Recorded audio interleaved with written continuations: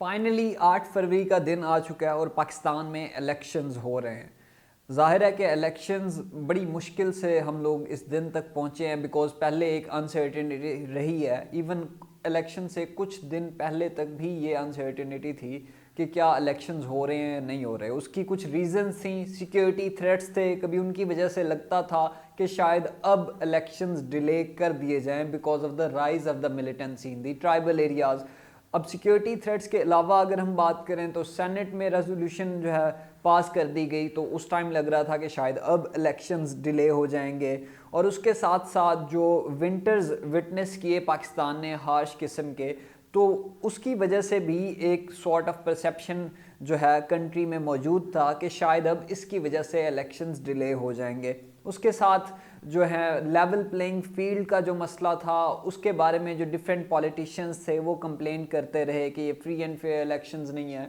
PTI की तरफ से डिफरेंट कंप्लेंट्स की गई कि हमें जो है ना आज़ादी नहीं है जलसों की और इन सारी चीज़ों की। उसके साथ साथ जो बिलावल भुट्टो जरदारी साहब हैं वो इस बारे में कंप्लेन करते रहे कि जो है लेवल प्लेइंग फील्ड नहीं दी जा रही। आल्थो जरदारी साहब जो हैं, जो उनके वालिद साहब हैं, वो कहते रहे कि हम जो है लेवल प्लेइंग फील्ड हमें दी जा रही है और हम इलेक्शन कमीशन ऑफ पाकिस्तान से बिल्कुल सेटिस्फाई हैं। सो फाइनली इन सारी अनसर्टेनिटीज़ के बाद, इन सारे मसाइल के बाद इलेक्शंस जो हैं पाकिस्तान में हो रहे हैं। पोलिंग का अमल जो है वो सुबह से शुरू हो चुका है। डिफरेंट जो पॉलिटिशियंस हैं उन्होंने अपने वोट कास्ट कर लिए हैं। नवाज शरीफ साहब ने अपने हलके में वोट कास्ट कर लिया है। सिमिलरली बाकी जो सेलिब्रिटीज़ हैं उन्होंने भी वोट कास्ट कर लिया है। कैदी नंबर 804 के हवाले से भी आपको मैं बताता जाऊं कि उन्होंने भी पोस्टल सर्विस के थ्रू अपना वोट अडियाला जेल में कास्ट कर लिया। अडियाला जेल में क्योंकि 7,000 से ज़ायद कैदी मौजूद हैं, उसमें से सिर्फ 100 लोग जो हैं उन्होंने वोट दिया है। इसकी वजह यह है कि वहाँ पे ज़ाहिर है डिफरेंट तरह के क्रिमिनल्स वहाँ पे मौजूद हैं, डिकेट्स हैं और काफ़ी संगीन किस्म के चार्जेस हैं उनके ऊपर। उनका क्रिमिनल्स का सबसे बड़ा मसला ये होता है कि उनको अपनी आइडेंटिटी छुपानी पड़ती है। और यही रीज़न है कि अडियाला जेल का जो वोटिंग टर्न आउट है वो इतना कम है कि 7,000 कैंडिडेट्स थे और सिर्फ 100 जो कैंडिडेट्स हैं उन्होंने वोट डाले हैं, बिकॉज सिर्फ 100 कैंडिडेट्स के पास अपना CNIC मौजूद था। अब सवाल यह है कि इलेक्शंस तो हो रहे हैं, लेकिन फिर एक जो चीज़ मैंने पहले भी इसके ऊपर वीडियो बनाई जिसके बारे में प्रेडिक्ट करना इंतहाई मुश्किल है कि ये जो है आखिर हवाएं किस तरफ जाएंगी, कौन सी जो जमात है वो हमें सॉर्ट ऑफ पावरफुल दिखाई दे रही है यहाँ पे, या प्राइम मिनिस्टर कौन बनेगा। इसकी सीट की अगर मैं बात करूँ तो इसमें सबसे जो अहम पॉइंट है, मुझे लगता है कि शायद हम दोबारा ऐसा ना हो कि एक दोबारा हंग पार्लियामेंट हमें दिखाई दे, जैसे खान साहब के साथ जो हमने हाल देखा कि कभी कोई एक बंदा डिमांड कर लेता था कि मुझे जो है ना फ़लानी सीट चाहिए, फ़लानी मिनिस्ट्री चाहिए, तो इवेंचुअली मिनिस्ट्रीज़ को हमने शफल होते हुए देखा।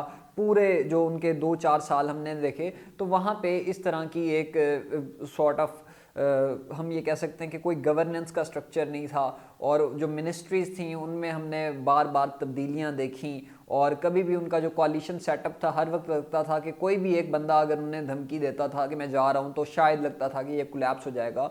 सो दुआ यही करेंगे कि इस बार जो पार्लियामेंट बने वो एटलीस्ट इस तरह की हंग पार्लियामेंट ना हो। लेकिन अगर वन बाय वन हम डिस्कस करें तो PMLN के हवाले से उन्होंने अपने वोटर्स को अच्छा खासा मोबिलाइज़ किया। जब नवाज शरीफ साहब वापस आए तो पार्टी को अच्छी खासी उससे जान मिली और हमने उनकी रैलीज़ देखी लाहौर में, उसके बाद फैसलाबाद में, बाकी सिटीज़ में जो है ना नॉर्थ से साउथ तक हमने देखा कि वो किस तरीके से मोबिलाइज़ करने की कोशिश कर रहे थे अपने वोटर्स को। और दूसरी तरफ पाकिस्तान पीपल्स पार्टी है, बिलावल भुट्टो जरदारी साहब यंग लीडर्स 35 इयर्स के वो हैं, तो उन्होंने डिफरेंट जो यूथ है उनके साथ खुद को इंगेज करने की कोशिश की। पहला पॉडकास्ट भी उन्होंने किया। सो यूथ के साथ वो इंगेज होने की कोशिश कर रहे हैं और वो बड़े होपफुल हैं कि शायद उनकी पार्टी जो है इस बार इलेक्शन जीतने में या फिर अपनी गवर्नमेंट बनाने में कामयाब हो जाएगी। लाहौर में वो इलेक्शंस लड़ने के लिए आए और उन्होंने भी मोबिलाइज़ करने की कोशिश की लोगों को। उसके साथ साथ पाकिस्तान तहरीक इंसाफ वो हमें पूरा through of the process complain करते हुए दिखाई दी कि 9 मई के इंसिडेंट के बाद वैसे भी वो पार्टी जो है सॉर्ट ऑफ उसका ब्रेक डाउन हो जाता है। और उसके बाद उनकी यही कंप्लेन रही कि लेवल प्लेइंग फील्ड नहीं दी जा रही। और उसके बाद जो है उनको किसी तरीके का प्रोटेस्ट, डेमोस्ट्रेशन, जल्द से जुलूस, इस तरह की इजाज़त नहीं दी जा रही। तो इस तरह की कंप्लेंट्स जो हैं वो पीटीआई की तरफ से की गई। तो अब देखना ये होगा कि उनसे जो बल्ले का निशान भी छीन लिया गया, इंडिपेंडेंट कैंडिडेट्स हैं तो वो किस तरफ जाते हैं, ये बड़ा एक इम्पॉर्टेंट पॉइंट है। और इंडिपेंडेंट कैंडिडेट्स ओवरऑल इस बार इलेक्शंस में बहुत ज़्यादा रहे, इसके ऊपर हमने पहले भी वीडियो बनाई है। उसकी दो रीज़न थी, एक तो ये कि जो बल्ले के कैंडिडेट्स थे ज़ाहिर है वो उनको इंडिपेंडेंट लड़ना पड़ गया, और सेकेंडली ये कि काफ़ी सारे डिस्ग्रंटल्ड मेंबर्स थे जो कि सेटिस्फाई नहीं थे पीएमएलएन ने सपोज अगर किसी को टिकट नहीं दी, तो वो फिर अपने इलाकाई हिसाब से अपनी इलाकाई प्रोफाइल के ऊपर जो है इंडिपेंडेंट कैंडिडेट के तौर पे वो इलेक्शन लड़ा था। सो ये वो डायनामिक्स हैं जो बड़े अहम रहे इन इलेक्शंस में।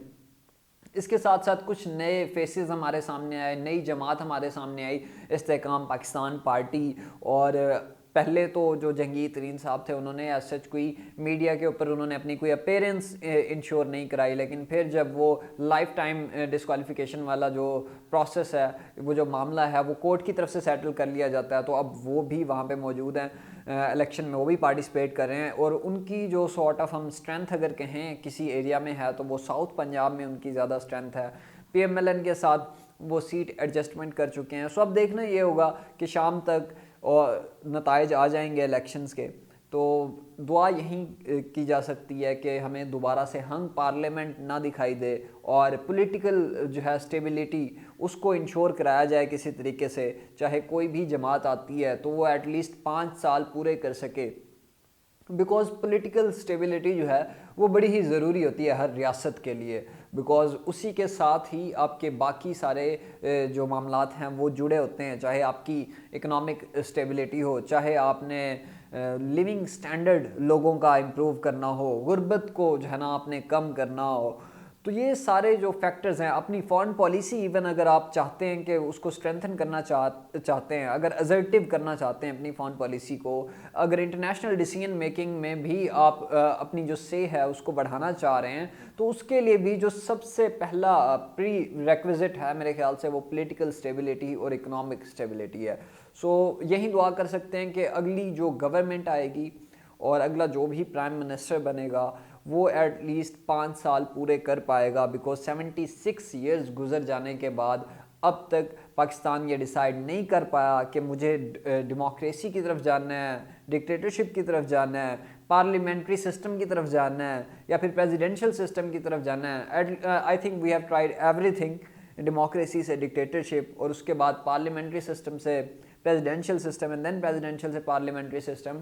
लेकिन उसके बाद भी, इन सारे तजर्बात के बाद भी, 76 ईयर्स गुजर जाने के बाद भी हम लोग इस चीज़ को इंश्योर नहीं करा सके कि हमारा कोई भी प्राइम मिनिस्टर, हमारी कोई भी जमात 5 साल जो हैं वो पूरे कर सकें। Political instability through out continue रहती है हमारे पूरे के पूरे प्रोसेस में। चाहे आप फर्स्ट 10 ईयर्स की बात करते हो तो 8 गवर्नमेंट्स का चेंज आपने देखा, फिर उसके बाद एक मार्शल लॉज का जो पीरियड है वो हमारे सामने आता है, और उसके साथ साथ मर्लिंग 90s में फिर 9 गवर्नमेंट्स का चेंज हो जाता है। आफ्टर दैट थोड़ी सी पॉलिटिकल स्टेबिलिटी आती है जब चार्टर ऑफ डेमोक्रेसी साइन किया जाता है। सो नई जो गवर्नमेंट आएगी उसके हवाले से कुछ चीज़ें बड़ी अहम हैं कि वो इकोनॉमिक स्टेबिलिटी को प्रायोरिटाइज करे। दूसरा, चार्टर ऑफ डेमोक्रेसी जो है वो ज़रूरी है। अगर हम लोग इसी तरीके से पॉलिटिकल वेंडेटा में जो है वो फंसे रहेंगे इस तरह के साइकिल में, तो फिर शायद हमारी तरक्की, हमारे जो लोगों का लिविंग स्टैंडर्ड है उसके ऊपर